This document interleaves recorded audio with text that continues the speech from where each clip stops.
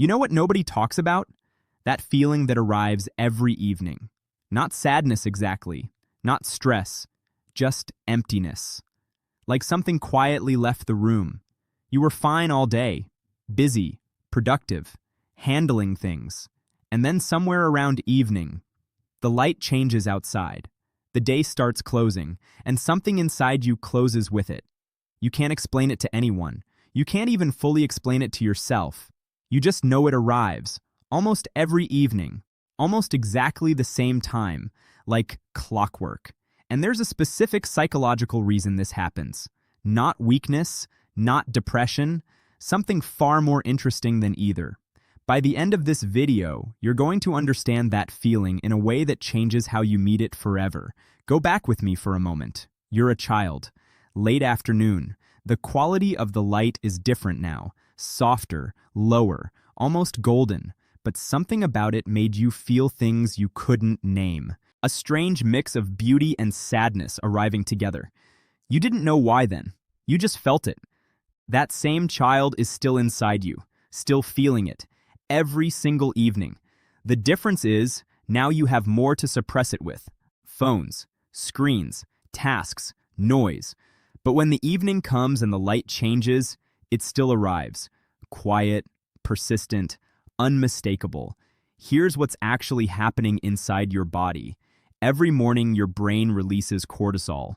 Not the bad stress cortisol people talk about. The morning kind. The kind that wakes you up, sharpens your focus, gives you the biological drive to move through the day. It's your brain saying, the world needs you today. Here is your armor.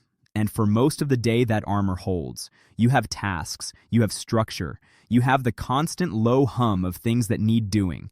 And underneath all of that, your emotions are still there, waiting.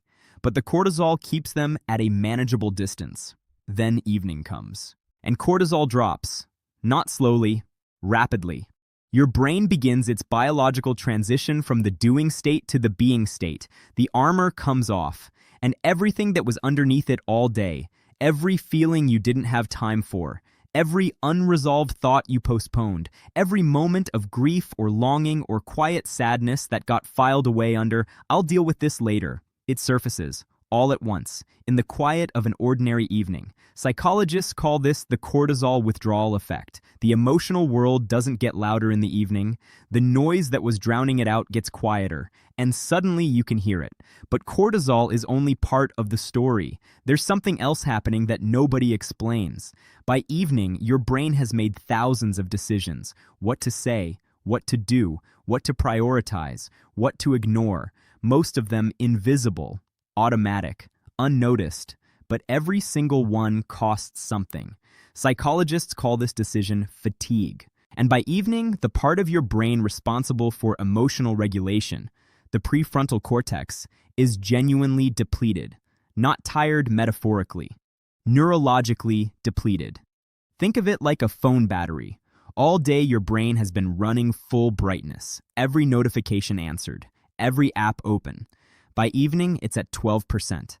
And the first thing a depleted brain loses is the ability to manage its own emotional states. The feelings that a rested brain handles easily. A fully charged brain files away without drama. A depleted evening brain cannot contain. So they spill. Into the quiet. Into the emptiness. Into you sitting on the couch wondering why you feel this way when nothing is actually wrong. Nothing is wrong. Your brain is just honest at 12% in a way it can't afford to be at 100. But there's a third layer, the one that cuts deepest, and almost nobody talks about it. Evening is a transition, from one version of yourself to another. During the day, you have an identity that is active and legible. You are someone who does things, who produces, who contributes, who has a place in the structure of the world. Your value is visible, to yourself and to others. Then evening arrives, the structure dissolves, the tasks end, and you are left with yourself. Not what you do, not what you produce, not what you contribute, just you. And for many people, that transition is the hardest part of the day. Not because they don't like themselves, but because so much of their identity was built around doing. That being feels like loss. Psychologists call this identity discontinuity, the uncomfortable gap between your productive self and your simply existing self.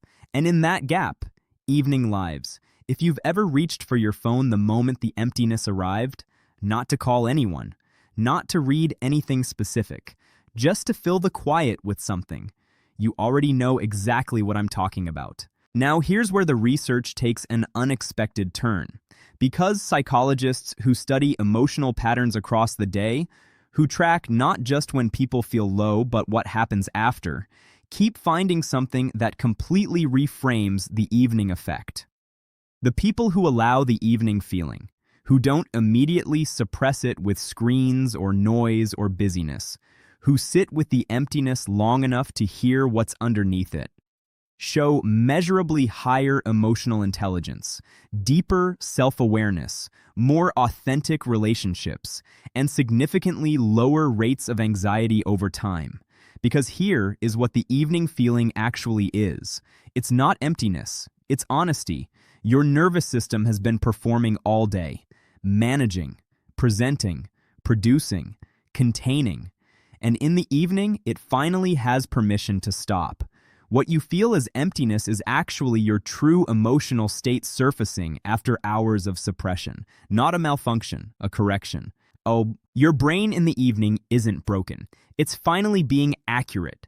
The feeling isn't telling you something is wrong. It's telling you something is real. Think about what specifically arrives in your evening emptiness. For most people, it's one of three things: longing for something they can't name, a life that feels slightly adjacent to the one they're living, a version of things that feels just out of reach, or grief, small, quiet grief, for time passing, for versions of themselves they've outgrown, for people who aren't there anymore, for summers that ended, for days that felt important and then just stopped, or simply the weight of being a person, the ordinary, invisible exhaustion of caring about things, of trying, of showing up every day in a world that doesn't always show up back. None of these are problems to solve. All of them are true, and the evening is simply the only part of the day quiet enough to feel them. There's one more thing the research shows. Cultures that have evening rituals that build collective transition moments into the end of the day show significantly lower rates of anxiety and depression. The Japanese call it mei.